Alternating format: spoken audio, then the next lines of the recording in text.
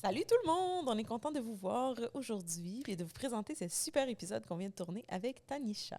L'épisode avec Tanisha était rempli d'informations très intéressantes, pertinentes.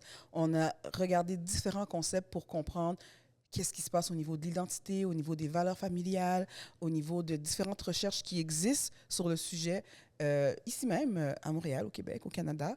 Alors, qu'est-ce qu'on pourrait dire d'autre de cet épisode? On a même eu un débat philosophique, très philosophique, sur la culture québécoise et est-ce que vraiment notre culture serait menacée si on arrêtait de protéger notre langue et notre culture québécoise comme on la connaît aujourd'hui. Oui, en effet. Et ça va être très intéressant aussi pour vous d'entendre les subtilités aussi, les différences qu'on peut voir parfois par rapport à une culture, à une langue, à une identité. Qu'est-ce que c'est une identité pour différentes raisons? Alors, sur ce, on vous souhaite une bonne écoute. Bonne écoute! On parle de charge mentale. En fait, il faut être Dépression, organisé. les malades C'est pas gérer ton dépression. foyer, ta Aux famille ou enfants, bien faut que tes les enfants affaires. voient les psy. Là, ils vont venir te parler de dépression. charge mentale, des maladies de parents. Ça passe au là où il faut payer. Aux enfants, faut que les enfants voient les psy. Moi, il est hors de question. Dépression. Parce que tout ça peut gâter la faut tête pas de bon nos même. enfants. Ça suffit! Changeons notre narratif. Le podcast Afrodescendant Démystifions notre bien-être vise à briser les tabous de la santé mentale auprès des communautés noires, un sujet à la fois. Au travers les épisodes, un ensemble d'invités diversifiés nous rejoindra pour échanger sur différents thèmes en profondeur. Grâce à leur expérience et à nos connaissances, vous trouverez des pistes de réflexion afin de briser les tabous en lien avec la santé mentale. Ensemble, nous ferons la lumière sur tous ces sujets qui sont restés trop souvent dans l'ombre. Je suis Jennifer, criminologue. Je suis Manuela, psychoéducatrice, Nous sommes deux professionnels engagés dans plein de projets. mais qui veulent prendre le temps d'aller à la rencontre des gens. Non, elle a dit « all good ». Non, je disais « oh my god ».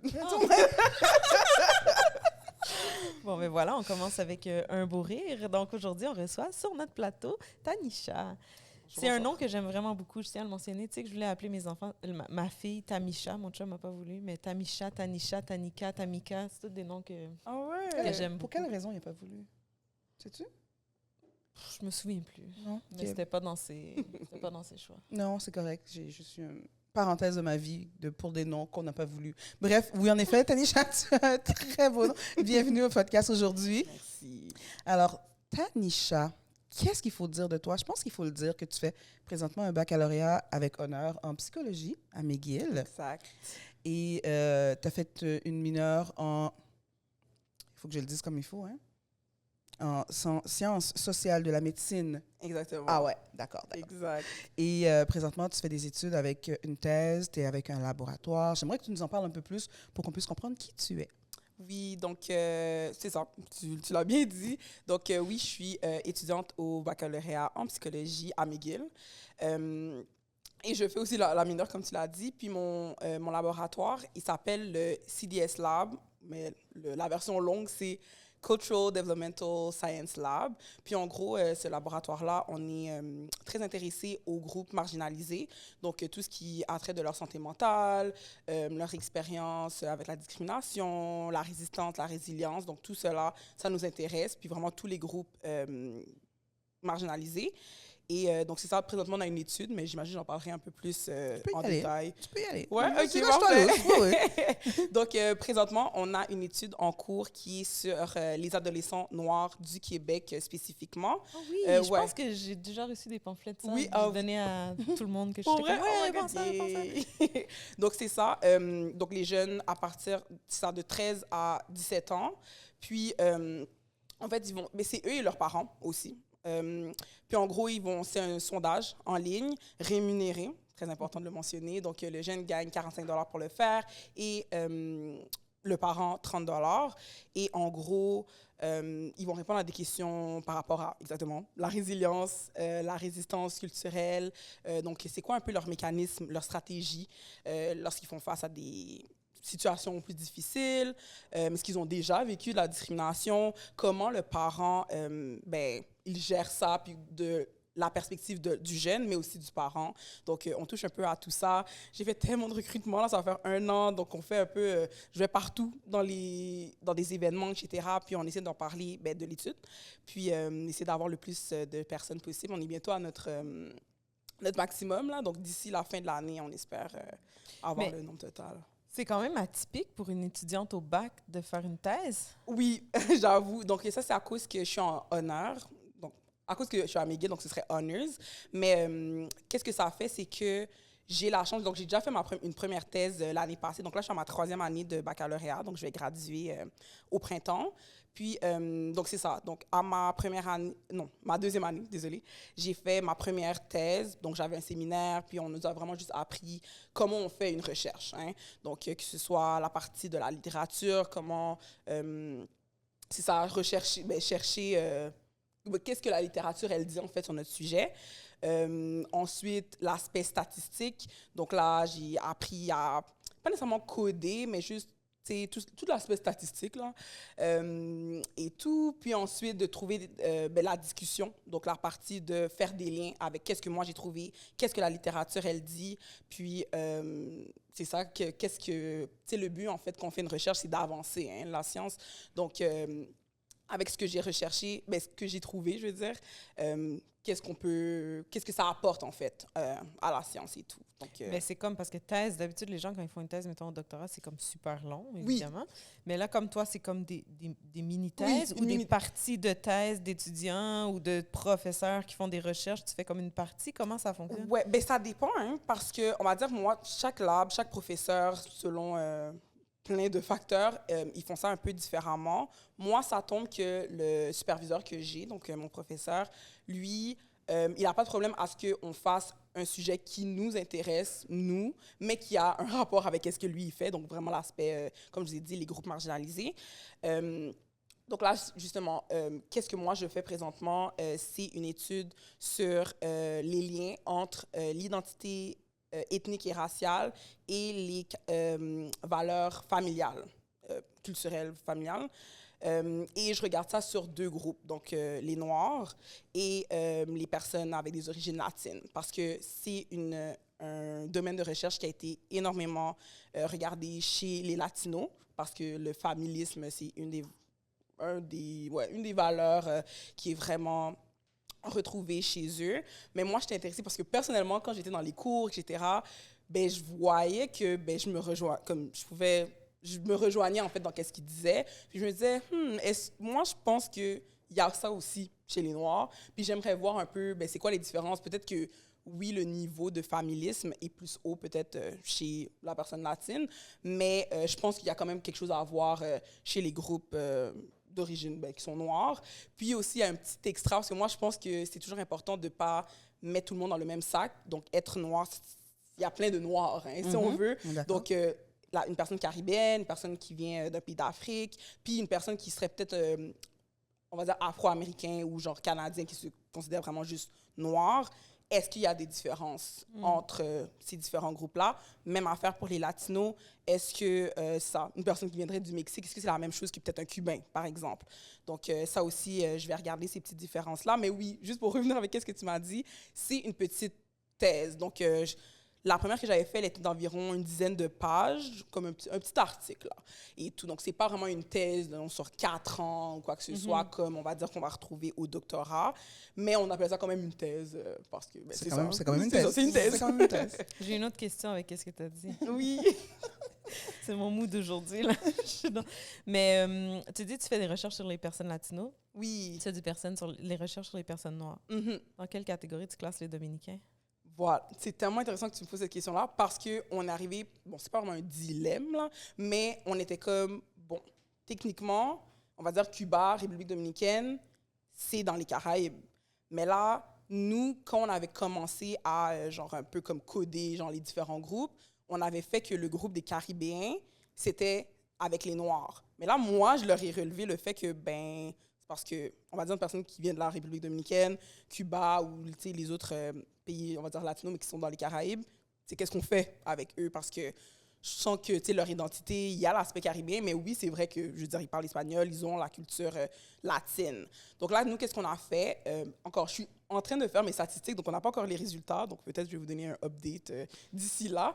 Mais qu'est-ce que nous, on a fait? C'est que dans la section des Latinos, on a créé une section caribéen latino. Puis là, par la suite, selon les résultats que je vais avoir, moi, je pense que ça va vraiment être dans ma discussion que je vais pouvoir plus élaborer sur cette différence-là, puis cette spécialité-là que ce groupe-là, ben, qu'est-ce qu'ils ont. Puis, c'est ça, c'est pas mal ça. Donc, pour l'instant, c'est comme ça que je le gère, là. Fait qu'ils sont considérés quand même Latino, exactement. Dans les Caraïbes, parce qu'on les met dans une catégorie. Non, je sais, mais parce que souvent, la question pour laquelle je pose ça, c'est que souvent, on voit des choses sur Internet, mettons, des personnes dominicaines qui sont comme « Non, je suis pas noire, je suis dominicain. Puis là, les gens qui sont comme « Yo, t'es noir, check la couleur de ta peau. Puis, tu sais, moi, j'ai déjà travaillé avec des personnes colombiennes qui étaient noires, tu sais, foncées, mais sont colombiens. Mais on dirait que il y a quelque chose vraiment particulier entre la République dominicaine, avec les relations aussi qu'ils ont avec Haïti, le fait de vouloir se distancer. On dirait que quand tu rentres là-dedans, tu es toujours comme, tu sais... C'est vrai, c'est très vrai. Puis, donc, c'est ça. Donc, je pense vraiment que c'est dans ma discussion. Puis là, je vais encore retourner dans la littérature puis voir qu'est-ce qu'on en dit. Parce que là, pour l'instant, j'étais vraiment juste les deux groupes séparés. Mais je ne suis pas encore allée vraiment... Tu sais, ces genres de dynamiques-là qu'il peut y avoir entre certains pays. Parce que justement, moi, personnellement, j'étais comme... Oui, c'est vrai que c'est on va dire, si on prend vraiment la République dominicaine puis Haïti, si on veut. Oui, c'est vrai, je veux dire, Haïti, c'est comme considéré un pays noir. Puis la République dominicaine, peut-être plus un pays latino. Mais pour moi, ils sont sur la même île. Puis moi, je trouve que culturellement parlant, ils se ressemblent énormément. Je veux dire, que ce soit en termes de... La nourriture, c'est très ressemblant. Oui, c'est vrai, peut-être la langue, elle est différente, mais je veux dire, les deux ont une langue latine. Hein, je veux dire, le français, bon, il y a le créole, mais je veux dire, le français et l'espagnol. Puis, je sais pas, il y a beaucoup de ressemblances. Puis moi, j'ai l'impression, justement, que je vais trouver dans ma recherche que ils sont plus semblables, on va dire, d'autres noirs. Peut-être que l'haïtien, on va dire, ou le caribéen, va être plus semblable à cet autre type de Caribéen ou juste les Latinos en général que, par exemple, le noir américain, si on veut. Parce que je trouve qu'il y a des différences en termes de la culture, puis même, on va dire, avec les personnes africaines, d'origine africaine aussi. Donc, j'ai vraiment hâte de voir qu'est-ce que ça va me donner. Mais pour l'instant, ouais, c'est ça. C'est à ça que je pense, là. Donc, à voir. Intéressant. C'est super intéressant. Ouais. Vraiment. On a 2 questions qu'on pose à tout le monde, mais tu as dit familisme, puis je pense pas que tout le monde comprend ce que ça veut dire. Fait, avant de partir puis d'oublier, j'aimerais ça que tu l'expliques, parce que là, tu dis c'est le lien entre l'identité puis le familisme. Fait, qu'est-ce que c'est? C'est quoi le familisme? Oui.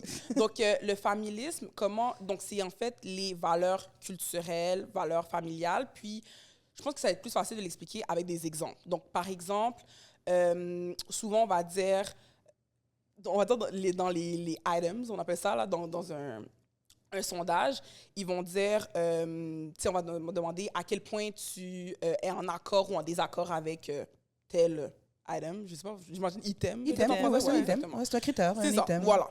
Ouais. Puis là, ça va être, par exemple, c'est important que je respecte ma famille. C'est important que j'honore ma famille. Donc, qu'est-ce que je fais? Comment je me conduis dans la vie en général? Les décisions que je prends, je ne dois pas penser à moi en premier, je dois penser à ma famille tout d'abord. Ça peut être des trucs du genre, on va dire, si mes parents deviennent vieux ou avec une certaine incapacité, je suis prêt à prendre mes parents chez moi ou faire, on va dire, des grands actes de collectivisme, là, on va dire. Aussi, il y aura des items du style...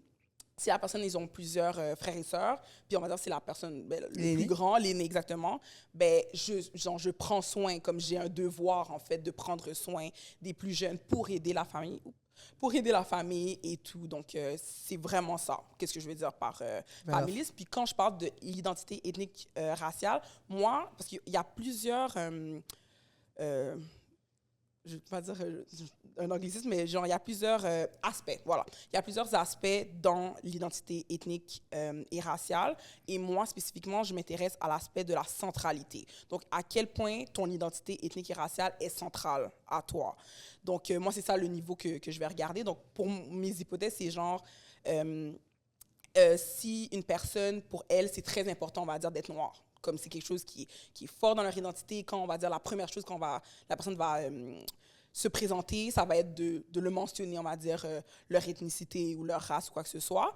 Puis, donc ça, moi, je pense que les personnes qui sont comme ça, ben, ils vont avoir plus de familisme. Surtout si justement, on va dire, si je pense surtout aux latinos, parce qu'il y a eu énormément d'études qui ont démontré que les groupes latinos ont un haut niveau de familisme. Donc, moi, j'ai l'impression que si quelqu'un a son identité ethnique raciale très chère à eux, ben, ils vont aussi démontrer plus de valeurs familiales, culturelles et tout, que quelqu'un, on va dire, qui pour eux, c'est peut-être pas nécessairement moins important, mais peut-être c'est juste moins central à leur identité. Je pense que peut-être ils vont moins... encore endorse, je veux dire, comme ils vont moins... Endorser. Voilà, bon, c'est quasiment la même affaire. Ouais. Je sais pas, hein. L'endorsement. C'est un verbe, ouais. J'imagine. C'est Désolée au cas où c'est un anglicisme. Ouais, on a compris Je pense ce que que tu oui. veux Oui, c'est ça, mais comme... C'est On le va temps le que chercher dans le j'utilise. On va le chercher après tout le monde. C'est ça. Si on se trompe, vous pourrez faire un petit commentaire, excusez. Mais Voilà. peut-être que c'est le genre de choses que tu utilises en français qui vient de l'anglais, que tu n'es pas supposé, Ouais, mais c'est ça, je tu sais. l'entends dans le Ouais, milieu courant. Là. je sais pas trop. Donc, bref, c'est ça. Donc, on va dire ces personnes-là, j'ai l'impression qu'ils vont moins endorser justement les cultures familiales. Puis, je pense aussi que le contraire. Donc, des personnes qui ont aussi un haut niveau de familisme, j'ai aussi l'impression que... Ils sont très centrales. Exactement, c'est ça. Donc, moi, mes deux hypothèses, c'est que ça va aller des deux côtés et que, encore, si je suis ce que la littérature elle a dit, ma troisième hypothèse, c'est que les groupes latinos vont démontrer plus de familisme que les groupes noirs. Mais ensuite, puisque moi, je veux regarder un petit peu plus en profondeur. Ouais, voilà, en profondeur. Moi, je pense qu'il y aura après des différences parce que peut-être que oui, on dirait que les Noirs en ont moins à cause que si on considère les personnes africaines-américaines, on va dire, dedans, mais peut-être que si on les séparait, ben, on verrait qu'il y ait plus de nuances à l'intérieur. Donc, voilà. Super intéressant. Ouais. Super intéressant. Vraiment. OK. Notre première question qu'on pose toujours à tout le monde. Oui. On voulait savoir, c'est quoi un sujet tabou que tu as eu en grandissant, que tu aurais aimé qu'on parle avec toi? Sujet tabou. Parce que déjà, moi, ma famille, je suis très, très, très, très proche de ma famille. Puis pour vrai, on est assez ouvert dans la plupart des discussions que un jeune pourrait avoir avec ses parents. Mais pour vrai, je pense que ce serait le sujet des règles. Comme, je pense que ça, c'est un des affaires. Puis c'est drôle que vous posiez ces questions parce que dernièrement, j'avais eu, genre, je repensais à je pense que j'avais vu une annonce publicitaire. Puis ça m'avait fait penser à ça parce que j'étais comme. J'ai pas eu, genre, le talk, genre, de. Voilà ce qui va t'arriver. Ça m'est arrivé. Puis c'était comme, ben maintenant que ça t'est arrivé, ben là, on va. Voilà, maintenant, on va essayer de travailler avec ça, mais on me l'avait pas dit d'avance, donc moi, je pensais que j'allais mourir, là. Et tout. On est deux. Moi, j'étais sûre que j'étais en train de perdre un organe. Non, vraiment. Puis j'étais au primaire aussi, donc là, c'était comme, c'était quelque chose. Mais ensuite, jusqu'à là, je me rappelle pas qu'on m'a vraiment mis comme, si, puis voilà, qu'est-ce qui s'est passé. Je l'ai appris par moi-même, à travers l'école et tout. Mais donc, pour vrai, je dirais que ce serait ça, hein. Ouais, tout ce qui est... De comprendre c'est quoi, puis ça sert à quoi, ou de comprendre aussi comment le faire, tu sais, genre à quelle fréquence tu te changes. Le tout. Okay, pour vrai, le tout. Mais ouais. je pense spécifiquement pour l'aspect plus pratique, là, je pense que ça aurait été bien. Parce que aussi, je sais qu'il y a aussi ce gros tabou. Bon, moi, je parle de mon expérience en tant qu'haïtienne, là. Les affaires de utiliser des tampons, là, c'est un non. Il n'y a pas d'affaires comme ça dans cette maison. Donc, j'ai jamais comme... C'est par moi-même qu'un jour, j'ai fait...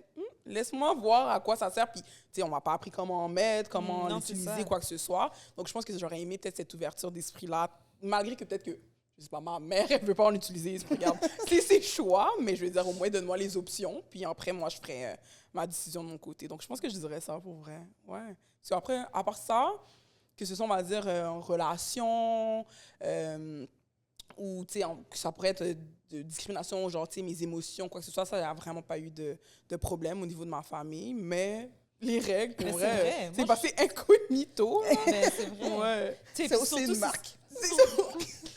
Et il faut qu'on me classe. Non, mais always, tu comprends?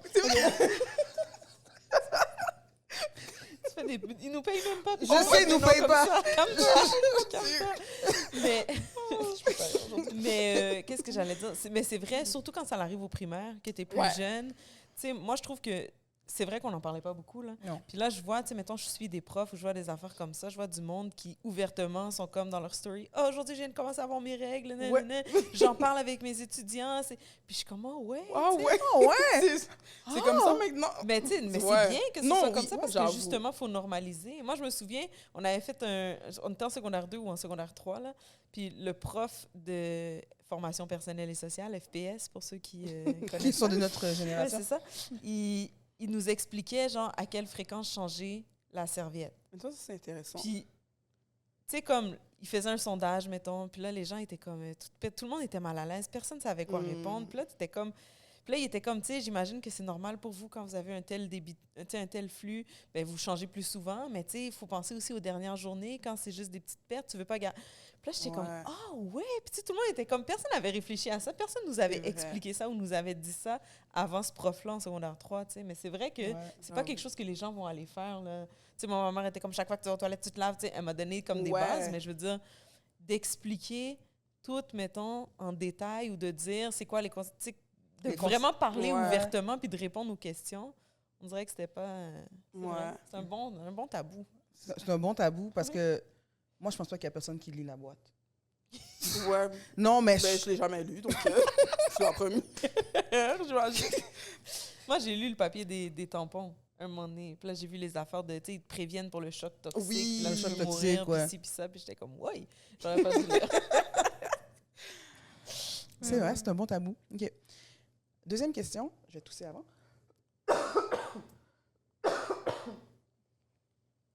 Je sais qu'on peut le montage. J'avais besoin de tout ça. Alors, notre deuxième question qu'on pose à tout le monde, c'est à quel moment tu as réalisé que tu avais une santé mentale et qu'il fallait en prendre soin? Ça, c'est une bonne question. Bon, déjà, j'ai eu un intérêt pour la psychologie et tout depuis assez longtemps. Mais pour vrai, que j'ai réalisé que j'avais une santé mentale, que je devais en prendre soin. J'ai envie de dire, pour vrai, début secondaire, je pense. Parce que, je veux dire, oui, tu sais, encore, en plus, dans l'école que j'étais, quand j'étais au primaire, je veux dire, mais je pense que c'est pas mal toutes les écoles aussi, là, tu sais, on a eu, là, tous les petits ateliers des émotions ou de quoi que ce soit, puis de parler de ça. Mais je pense que vraiment la réalisation de, comme, c'est quoi vraiment la santé mentale et que, justement, il faut en prendre soin, hein. Je pense que c'est vraiment au secondaire où est-ce que, tu sais, j'ai été en contact avec plus de personnes. Puis là, j'ai pu vraiment comprendre la réalité de d'autres personnes qui vivaient, on va dire, des trucs plus difficiles que moi ou moins, ou quoi que ce soit. Puis je pense que c'est ça qui m'a permis de faire un peu une différence de comme, OK, cette personne-là, on va dire, avec whatever, comme qu'est-ce qui se passait, on va dire, un peu dans sa vie. Tu sais, je pouvais voir comment, tu sais, elle interagissait, on va dire, avec nous, comment elle se comportait, quoi que ce soit.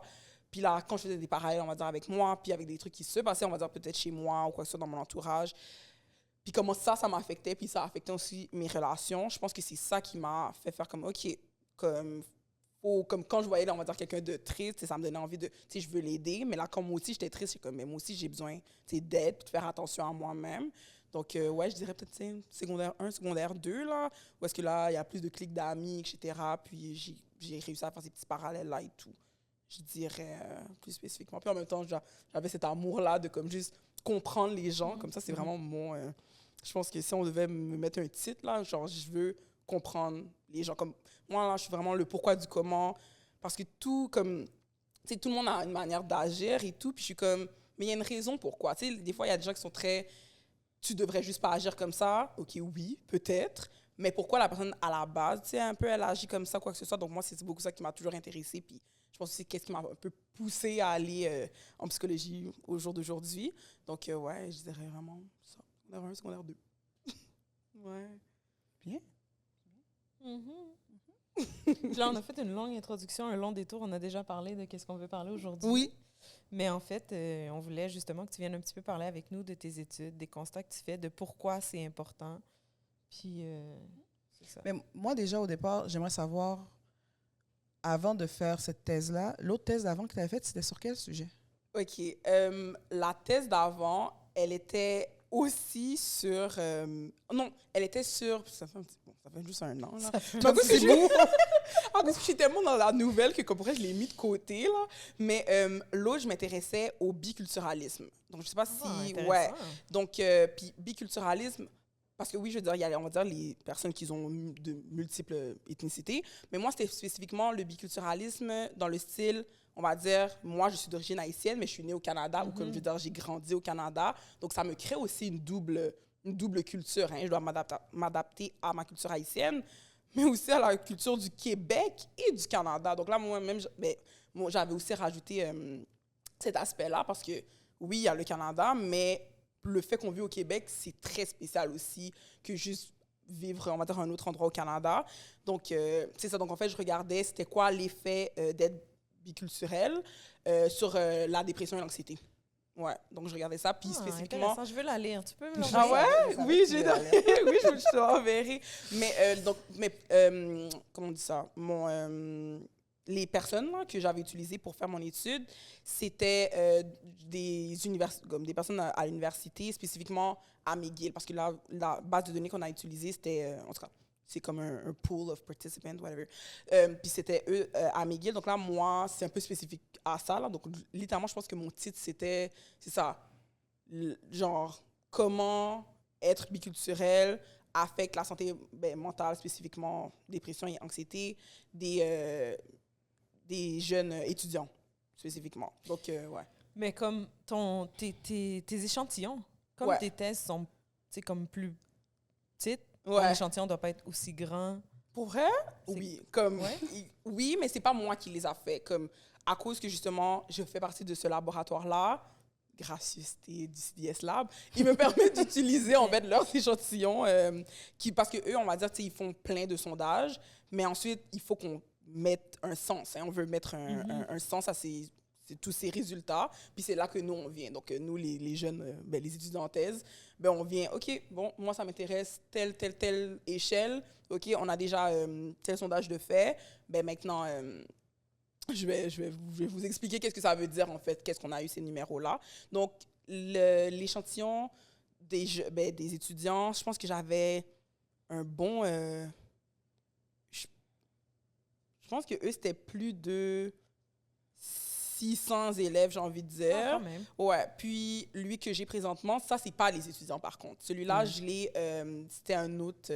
en tout cas, d'autres échantillons qu'ils ont trouvé autrement, là. Puis ça, j'en ai environ 500 pour celui-là. Donc, habituellement, c'est quand même beaucoup considéré pour une petite thèse comme ça. Habituellement, des fois, les gens vont le faire... les autres étudiants, il y en a beaucoup qui vont aller faire eux-mêmes leur échantillon, mais là... Ça aussi, c'est un autre temps. Donc, moi, j'ai eu de la chance que c'était déjà fait, cette lourde partie.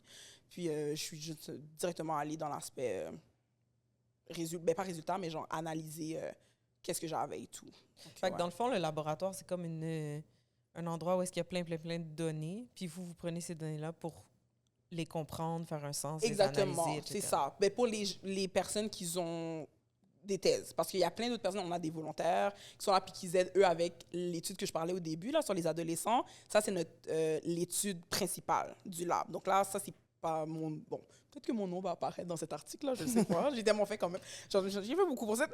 Mettez son nom dans l'article, OK?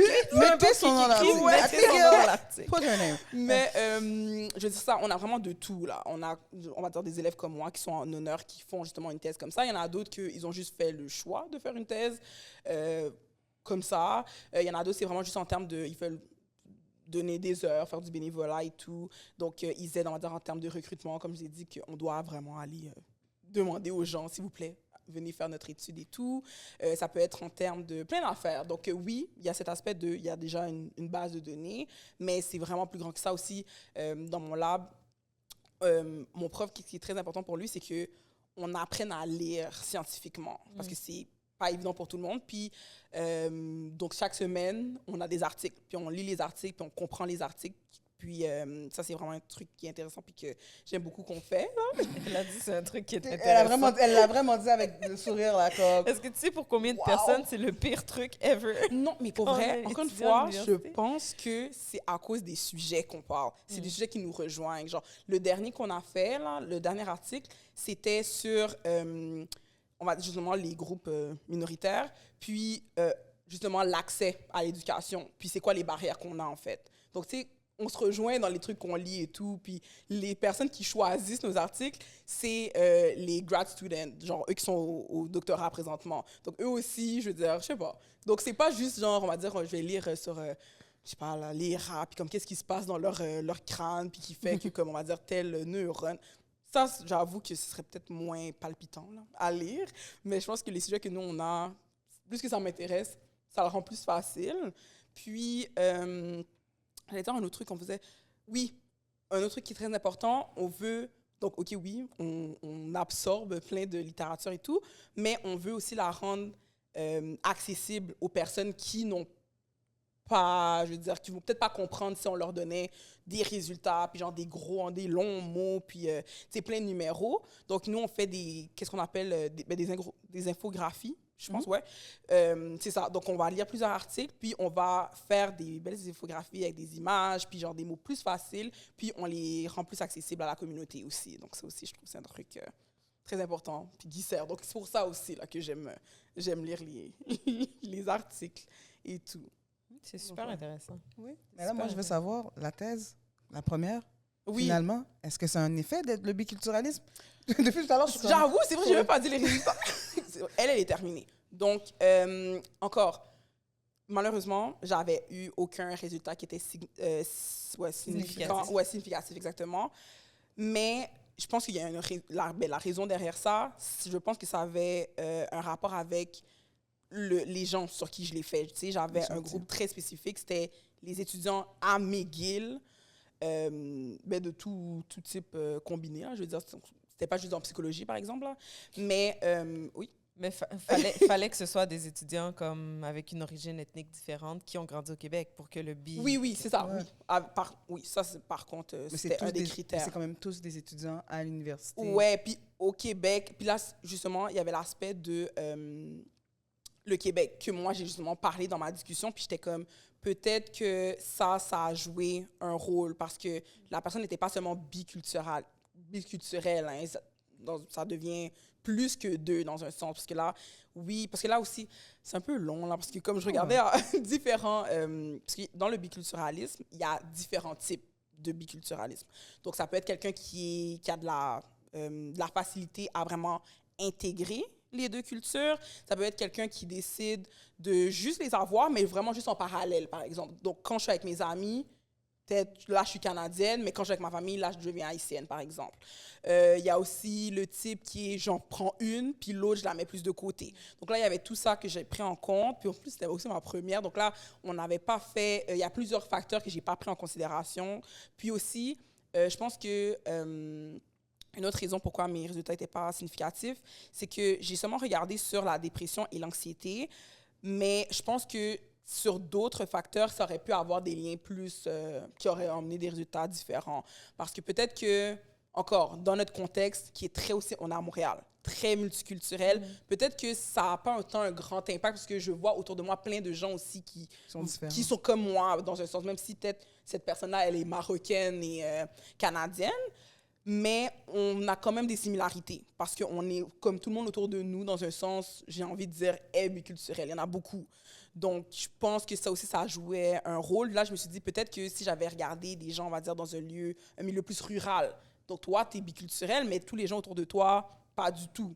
Là, j'ai l'impression qu'il y aurait eu un effet beaucoup plus grand sur peut-être la santé mentale de la personne, parce que là, tu te sens vraiment peut-être aliéné, là, comparé aux autres, que quand tu es dans un bain avec plein d'autres personnes qui te ressemblent, peut-être que les effets sont pas aussi grands et tout. Donc, justement, genre, j'aimerais peut-être, dans le futur, retourner sur cette étude-là, puis faire un follow-up, puis voir, tu sais, si je joue un petit peu avec d'autres facteurs, etc., qu'est-ce que ça pourrait me donner.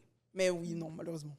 Il n'y avait pas de... Il n'y avait rien. Non, mais c'est correct parce que ça me questionnait. À la minute que tu as dit que c'était un bassin de gens qui étaient à l'université, exact, ouais. Je me suis dit, il y a quelque chose de très similaire dans ce rendre... Il y a quelque chose, il y a un point commun qui est super important. Ouais. Si on avait pris des gens qui ne sont pas à l'université, des gens qui sont au cégep, des gens sur le marché du travail, qui touchent un peu à tout. Exact. Je pense que ça aurait peut-être donné autre chose. Puis, en effet. Comme c'était spécifique, stress et dépression. Anxiété, dépression, ouais. Anxiété, dépression, ben là, ça fait comme... Ben, il y a plein d'autres affaires aussi en santé mentale qui Exact. pourraient être atteintes, mais que c'est pas Exact. nécessairement la dépression ou l'anxiété. Ou l'anxiété, c'est t'sais. ça.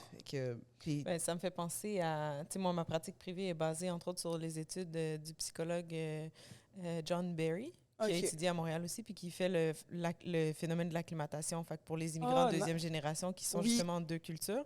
Puis, tu sais, c'est un peu ça qu'il dit, mais lui, il le fait en termes de est-ce que ça va augmenter, par exemple, la manière dont tu vas t'identifier, va venir augmenter tes facteurs de risque pour tu sais, aller vers la délinquance Ouais, ou ouais, la ouais, ouais, victimisation.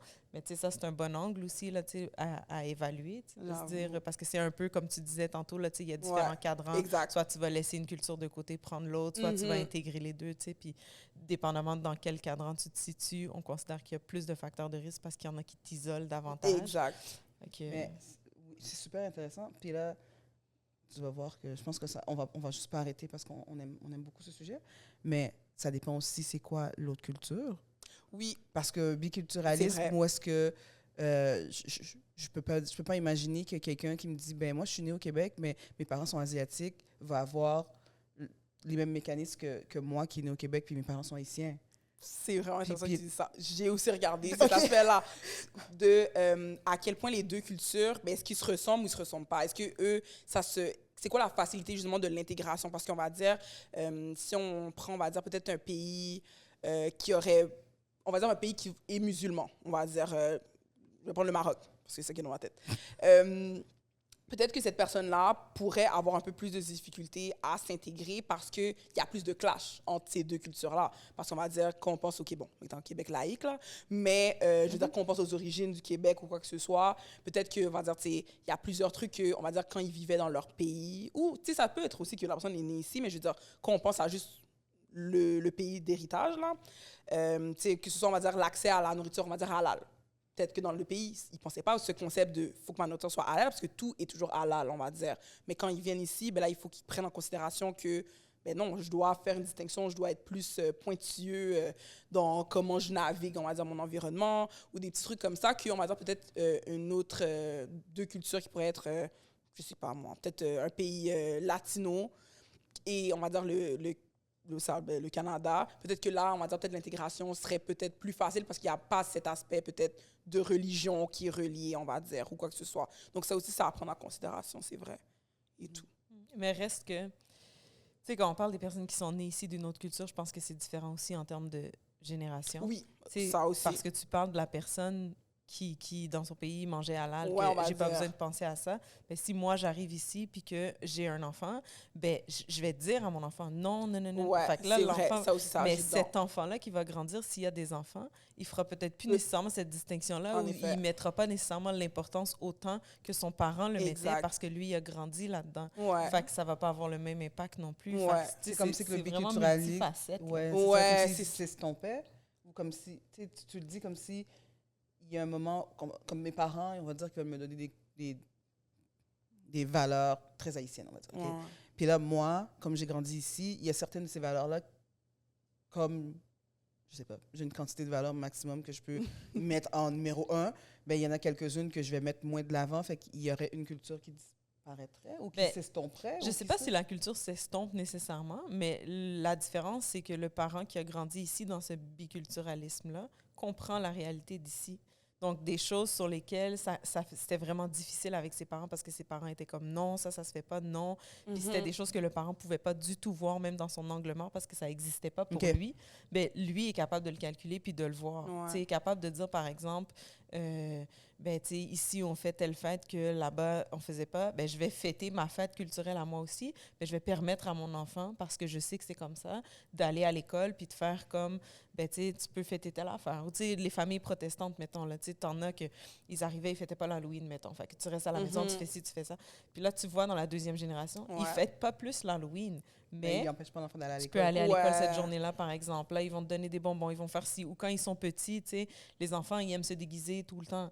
Fait que, tu sais, chez moi, j'ai un déguisement de... Tu sais, il y a certaines personnes qui, eux, ont vu la différence au Québec, disent, ben, tu sais, mon enfant se déguise tous les lundis, là, il se déguise en fille, puis whatever. Tous les Fait dimanches que après-midi. Je vais pas t'acheter un costume d'Halloween puis te dire c'est l'Halloween. Mais OK, tu peux mettre ton costume de fée à l'école, t'as tu le peux mettre des goût, petits... ouais. Tu sais, c'est correct, mais nous, on fête pas l'Halloween, on n'ira pas chercher des bonbons, tu sais. Fait que c'est juste dans la compréhension puis dans les mesures d'atténuation. Parce que si tu fais ça, déjà, ça atténue pour ton enfant le fait que, oh mon Dieu, je suis différent, puis ils veulent vivre d'une autre façon. Fait que ça veut pas nécessairement dire qu'on rejette tout de la culture d'origine ou, tu sais, que les choses s'estompent, mais on a une compréhension différente de là où on est, puis on va permettre à notre enfant, genre, de s'adapter d'une manière différente. Et toi, ça serait un bon exemple de l'intégration. C'est que vraiment, on essaie de les mettre ensemble, puis de créer, créer dans un sens une nouvelle culture dedans, qui est un mélange, on va dire, des deux, tu sais, d'une manière... balancé, puis qui c'est fonctionne, puis exactement. qui fait pas que l'enfant, par exemple, vive son sentiment d'être rejeté, puis d'être différent, puis je suis seule qui le fait pas, puis que le parent sent pas non plus que ben je vais pas commencer à fêter quelque chose Non, que je exactement. non Donc, ça plus. crée quelque chose Puis de tout ça. nouveau, genre, comme nous, dans mon étude, si je me trompe pas, comme ça s'appelle quelque chose de comme hybrid, parce que comme on crée un peu quelque chose de nouveau, là. ouais. Ouais. Donc, ouais. Puis, tu sais, je pense que ça, c'est quelque chose qui est vrai dans ce qu'on vient d'expliquer. Mais par exemple, ma grand-mère, qui était québécoise, qui a donné des valeurs à ma mère, qui était aussi québécoise, puis ma mère a grandi. Tu sais, je pense que c'est vrai, même quand tu es dans le même pays, parce que Oui. la culture change. Ouais. Tu sais. Tout à fait. Ma mère pensait pas, puis faisait pas nécessairement les mêmes choses que sa mère, à elle, avait faites avec elle. Tu sais. Puis même si mon père avait été québécois, il y a des choses que je ferais aussi différemment de ce que ma mère fait. Ouais, tu sais. totalement. Puis j'ai posé la question juste pour avoir la réponse, parce que j'avais la même réponse que toi. C'est parce que j'ai imaginé la personne qui se dit « Ah, c'est comme ça que la culture disparaît. » Il y a des gens qui sont comme, à un moment donné, on a tout... Puis parce qu'il y a des gens qui ont la perception que ben, on perd des valeurs, alors là, on perd la culture, alors à un moment, entre guillemets, on sera plus... Tu sais, on va être complètement effacé, estompé. Assimilé. Oui, ben, c'est le terme. Particulièrement au Québec, à quel point l'assimilation fait peur à cause de toute l'histoire du Québec en plus. Puis je pense que c'est plus fort que dans le reste du Canada. Oui. Tu sais, mais tu sais, envers les... Tu sais, dans le reste du Canada, les gens, ils vont être qui ils sont, puis whatever, quoi. Mais au Québec, cette identité culturelle-là est 100 fois plus importante. Fait que ça donne encore plus l'impression aux gens qui viennent de l'extérieur que je dois tenir fort parce que sinon, je vais me faire assimiler par ce contexte québécois. Par ce contexte-là. Ouais. Puis j'ai déjà entendu une dame qui m'a dit, on me dit que je peux venir dans le pays, on dit que je suis la bienvenue. J'ai de la difficulté à trouver un endroit pour apprendre à parler en français, puis j'ai de la difficulté à trouver une job, même si que je parle très bien en anglais.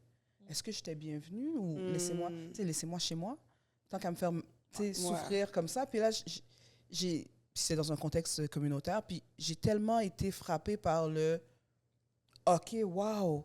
Puis elle a dit, je le sais qu'il faut que j'apprenne le français. C'est correct que mais entre-temps, il faut que je donne la nourriture à mes enfants. Quand même, hein? Je vais faire quel job qui va m'accepter, même si que en anglais, j'en ai des études, puis j'en ai des capacités, mais je ne peux pas les utiliser parce que la seule job que j'ai pu trouver, c'était en télétravail avec une province qui était plus anglophone. Voilà.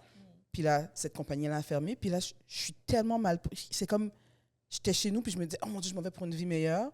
Puis là, il faut que je recule de 6 pas pour faire un petit pas après. J'ai 2 enfants, 7 ans, 12 ans. Est-ce que c'est ça que je choisis? Puis j'ai l'impression qu'au niveau culturel, la peur de l'assimilation, là, elle est très forte, mais le questionnement par rapport à c'est quoi qui est offert à quelqu'un qui arrive au pays pour qu'il soit... Puis je sais que c'est pas le sujet de tes thèses ou quoi que ce soit. Je suis juste partie de la discussion. Oui. Mais c'est quoi... C'est quoi les critères qu'il faut pour être capable, pour quelqu'un qui arrive, d'avoir une transition qui se balance, puis réussir à avoir un biculturalisme à un certain moment qui est fonctionnel? Mais en fait, je vais la laisser répondre. Mais c'est parce que, est-ce que on est à un point avec le gouvernement actuel en ce moment de se poser la question, est-ce qu'on veut qu'ils viennent réellement au Québec? Puis c'est ça le clash entre le Québec puis le reste du Canada. Tu sais, est-ce qu'on met vraiment des choses en place parce qu'on veut qu'ils viennent en ce moment au Québec? Pas tant. Tu sais, on enlève, on coupe des affaires, on veut les envoyer vers l'Ontario, on veut les empêcher de venir parce qu'on a peur, on se sent menacé. Fait que c'est sûr si le gouvernement a peur puis se sent menacé quand ils arrivent, pense que ça va avoir un impact sur la culture, que ça va augmenter les problèmes sociaux, que ci, que ça, puis on les veut pas, bien, on les accueille clairement pas à bras ouverts. Ouais. Fait que, va en Ontario. Rendu là. Ouais. J'avoue. C'est dur, hein? Ben, parce que Je regarde ton visage qui est comme, oh, c'est tellement... Non, mais parce que c'est vrai, comme c'est un enjeu genre, qui est très genre, réel, très présent genre, en ce moment et tout. Puis comme. Je sais pas c'est quoi la solution. Mais non, en fait. mais c'est correct, c'est correct. Puis, tu sais, en même temps, on en a besoin. Parce que, je veux dire, la quantité de chaises qui sont vides dans plein de domaines, dans plein d'endroits, on n'a personne pour travailler. Puis ça, c'est une crise là, qu'on a vu venir depuis longtemps. Là. Quand les boomers sont partis du marché du travail, on savait qu'on n'avait pas assez d'adultes pour les remplacer. Ouais. Puis les gens continuent à On faire... savait, là. Les gens continuent à faire 1,4 enfants. Non, mais tu sais, c'est une réalité dans laquelle, je veux dire, Mais c'est pour ça que, si je me trompe pas, là, comme les critères là, d'admission pour le Québec, c'est ça, ils veulent, comme ils ont un profil très spécifique de qui ils veulent, parce que faut que tu matches. Il faut que tu marques la chaise. Ouais, exactement. Là, comme on veut pas n'importe qui, puis justement, donc, je sais pas si ça fonctionne pour eux, là, mais ouais, c'est ça. Est-ce que vous pensez que s'il n'y avait pas tous ces critères-là, puis que si le Québec était plus lousse, OK, on sort complètement du sujet, là, mais... Non, on est sur l'identité, qu'est-ce que tu veux? Ça. Non, mais c'est vrai. Est-ce que vous pensez vraiment qu'on perdrait notre culture québécoise, puis qu'on parlerait plus français, puis qu'on serait 100% assimilé? Genre... Moi, je pense pas. Comme, c'est sûr que ça va prendre un coup, mais on va dire encore, si je me base sur moi-même, parce qu'avec mes amis, on a eu, mes amis de l'université, là, on avait eu un peu des discussions de ce type-là, même en fait dans mon lab, là, quand j'y pense, parce que beaucoup des gens qui sont à mon université, c'est des étudiants internationaux, on va dire. Puis, avec les quelques qui sont de Montréal et tout, tu sais, nous, on part, puis comme, tu sais, malgré, je veux dire, oui, je suis haïtienne, je suis née ici, mais je sais pas, j'aime mon petit Québec. Genre, tu sais, je vais aller à la cabane à sucre, je vais pouvoir aller glisser en luge, etc. Puis comme, chanter du folklore. Non, c'est vrai. Faut pas faire rire Manu aujourd'hui. Si je riche tous. Mais non, genre, c'est vrai. Puis je suis comme, j'ai l'impression que même si on va dire, on pourrait amener tout le... Mon Dieu, excusez-moi. Si on apportait, genre, tout plein de personnes différentes, je pense pas que ça me ferait comme... ça enlèverait cette partie de moi. Je pense que quelqu'un qui aime, je veux dire, d'où il vient, quoi que ce soit, genre, tu vas le garder. J'ai l'impression... Mais pense 1-2 générations plus tard. Mais, tu vois... Parce que là c'est... Moi, j'ai l'impression que ça serait pas anglais langue seconde, ça serait français langue seconde. Ah, je sais pas, moi. Je sais pas si ça irait jusqu'à là. Mais admettons que tu m'as dit, on enlève toutes les barrières. Si on enlève toutes les barrières, puis que réellement, on laisse rentrer les gens, le nombre de personnes qu'il faudrait pour remplir les chaises, pour nanana, fait qu'on accepte qu'ils travaillent français-anglais, puis que eux autres, apprendre le français, c'est difficile. Là. Non, on va se le dire, là. Oui, c'est plus compliqué. Quand tu comprends, quand tu parles déjà... Quand tu parles pas, point. Apprendre le français, c'est difficile. Fait, si tu parles déjà anglais, puis que tu peux parler anglais, puis que c'est pas une obligation de parler français en premier... Mais non, mais attends, combien d'immigrants arrivent ici, là, puis parlent pas ni français ni anglais, qui parlent une autre langue, puis qui continuent, puis qui réussissent à se trouver un affaire, puis qui apprennent jamais ni le français ni l'anglais, ou qui baragouinent, là? Est-ce que c'est ces personnes-là qui... Oui, c'est vrai, qui baragouinent, mais ils vont... Mais c'est pas eux, c'est leurs enfants. Non, c'est pas eux, c'est leurs enfants, mais ces enfants-là, si on les place dans un environnement où est-ce que dans la structure, le français et l'anglais est considéré vraiment égal. Mais le français et l'anglais ne sera jamais considéré comme égal. On est au Québec. Il va toujours avoir plus plus d'écoles francophones dans lesquelles envoyer nos enfants. Tu peux, mettons, garder un certain contrôle là-dedans, dans le sens où tu gardes la loi là, de l'école. Que tu m'as dit, on enlève toutes les barrières. Si on enlève toutes les barrières, puis que moi, j'arrive... Ben, moi, je pense pas. Moi, si on enlève... Parce que moi, enlever les barrières, ça va venir enlever certaines lois. Si on enlève certaines lois où est-ce que, moi, j'arrive d'un pays où est-ce que j'ai immigré, puis moi, l'anglais, c'est ma première langue. Fait que, non, en effet, je n'ai pas étudié en anglais au Québec, mais j'ai étudié en anglais ailleurs, fait que j'ai le droit d'envoyer mon enfant en anglais. Il va juste avoir plus de nouvelles écoles anglophones. Si on garde les lois, puis qu'on fait juste dire, venez vous asseoir, le français va rester. Ah, mais même avec, je sais pas moi. Enlève certaines lois, enlevons les barrières, puis ouvrons les portes, là. On ouvre les valves et on fait sauter quelques lois, l'anglais va take over. Parce que Genre, naturellement, je vois un petit peu, naturellement, l'anglais est tellement plus... Oui. Puis, c'est même pas le reste de la culture, c'est juste la langue. Mais si la langue part, je pense qu'il y a un gros chunk de l'identité québécoise aussi qui part. Oui, C'est vrai. clairement. Parce que Clairement, le- parce que la c'est langue les fait Anglais partie contre les de ça. Français, là. Ouais, Mais littéralement. c'est sûr que la langue fait partie de ça. Mais je sais pas, peut-être que je suis un peu... mais je me dis, tu sais, il y a quand même des Québécois qui sont là, qui vont continuer de vouloir transmettre leur culture, nous inclus, là. Tu sais, je veux dire, je vais continuer quand même de transmettre la culture québécoise à mes enfants. Mes enfants parlent français. Leurs enfants vont sûrement parler français aussi. À partir du moment où, dans ta famille, tu sais, de la même manière qu'une personne vietnamienne, mettons, va apprendre à parler vietnamien dans sa famille, je parle dans sa famille, même si il vit au Québec, ben le Québécois puis la personne francophone va continuer de parler français dans sa famille, même s'il est au Québec, puis à l'extérieur, il va continuer de l'amener, puis avec ses amis, de la même manière que toi, tu vas parler créole avec une autre personne que tu rencontres qui est haïtienne, whatever, vous allez des fois avoir des conversations en créole, eux vont avoir des conversations en français. Fait que ça va pas nécessairement s'en aller. Ça va pas s'en aller. Ça va pas s'en aller, Mais puis ça va se réduire beaucoup. Ça va, moi, je quand pense que ça va même. se réduire parce que moi, je pense qu'on a peur que ça se réduise, mais je suis pas sûre que ça se réduira à ce Ah ouais? point-là. moi, je pense que c'est parce que l'anglais est tellement une langue internationale. C'est ça, moi. Parce que c'est la langue des affaires. Parce qu'il y a des gens qui vont avoir des opportunités pour travailler en français et travailler en anglais. Mais il y a d'autres places dans le monde qui sont entourées d'anglais, de la langue anglaise, puis qui continuent de parler français. Il y a plein de pays africains où est-ce qu'ils vont continuer de parler français, même s'ils sont à côté, à la limite ou à la frontière des pays qui parlent anglais. Tu sais, il y a plein... Est-ce que c'est des pays où est-ce qu'il y a une forte vague d'immigration? Tu sais, le Québec, c'est un gros pays. Le Canada, c'est un gros pays vide, là. C'est sa terre d'accueil. Ouais. C'est une terre d'accueil, là. Le Canada, là, comme s'il y avait une ça. identité à donner au Canada. Le Canada, là, c'est un vaste pays où est-ce qu'il y a une grosse partie où est-ce qu'il fait fret. Vrai. Puis, il y a une partie, tu sais, il y a une partie où est-ce que... C'est la terre, Ben, il y a déjà. quand même beaucoup d'immigration entre les pays africains. Mais peut-être qu'il reste du côté francophone, du côté anglophone, mais il y a quand même... tu sais, Oui, les- oui, entre les pays entre africains, les pays oui. africains, il y a de de l'immigration. l'immigration. Oui, Oui, il y en a beaucoup. Mais est-ce que... Parce que moi, j'ai l'impression que à chaque époque, au Canada, au Québec, il y a un moment où est-ce que... Hey, il nous manque du monde. Hey, il nous manque du monde. Hey, il y a Montréal, Pas OK, d'enfants. commence à être surpeuplé, mais le reste, c'est comme... On veut développer des affaires ici, nanana, mais il nous manque du monde. Puis là, les enfants, les gens, ils en font moins. On fait pas Puis là, les gens qui font des enfants, c'est pas les gens qui ont... C'est des gens qui ont des cultures plus de familisme.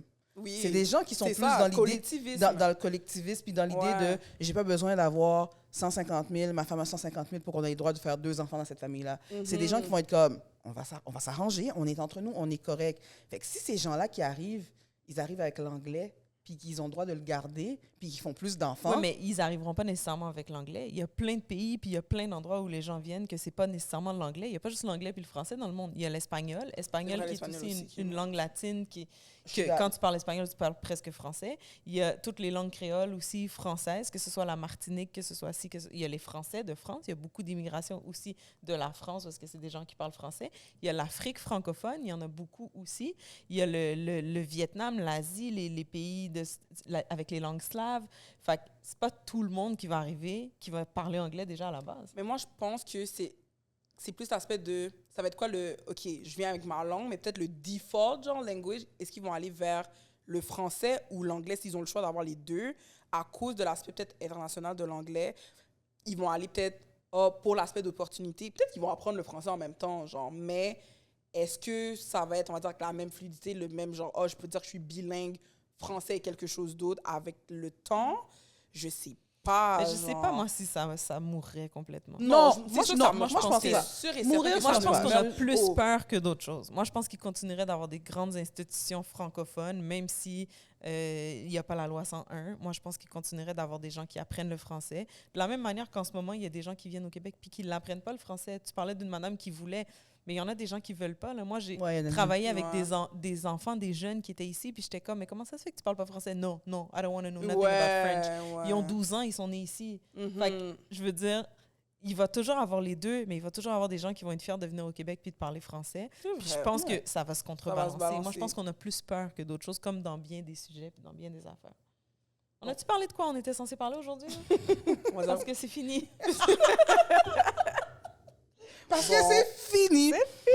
Non, mais c'est Mais oui, super on a intéressant. parlé d'identité et tout, mais je veux dire, on aurait pu en parler encore pendant Ouais. 1000 ans. Oui, tout à fait. Puis, je trouve ça super fantastique que tu aimes ça lire des recherches, puis que tu puisses que tu puisses le mettre pour que ce soit accessible aux gens.